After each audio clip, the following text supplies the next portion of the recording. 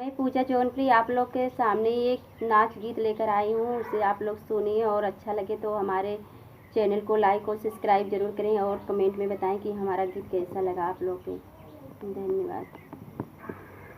मेरे नैहर के रहनवा पिया छोड़ाई दिहलना।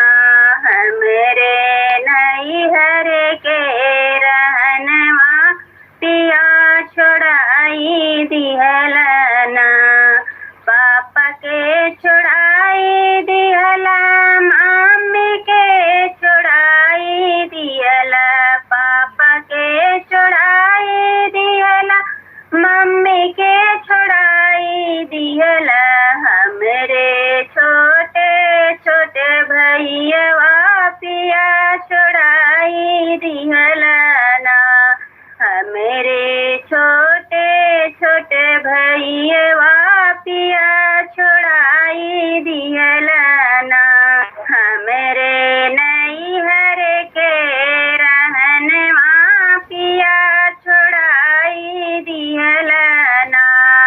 मेरे नैहर के रहनवा पिया छोड़ाई दिहला ना।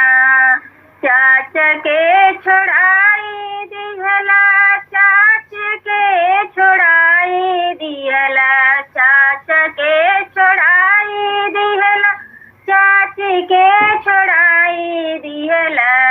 मेरे छोटे छोटे बहनिया पिया छोड़ाई दिहला ना।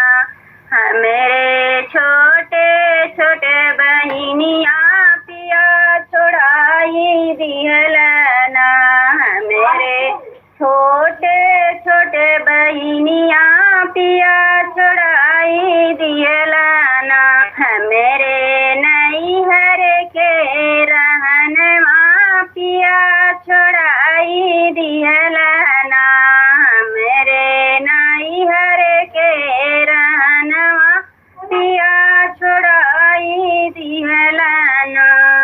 भैया के छोड़ाई दिहला, भाभी के छोड़ाई दिहला। भाभी के छोड़ाई दिहला, बहिनी के छोड़ाई दिहला। मेरे छोटे छोटे भतीजेवा पिया छोड़ाई दिहला ना। मेरे छोटे छोटे भतीजेवा पिया छोड़ाई दिहला ना। मेरे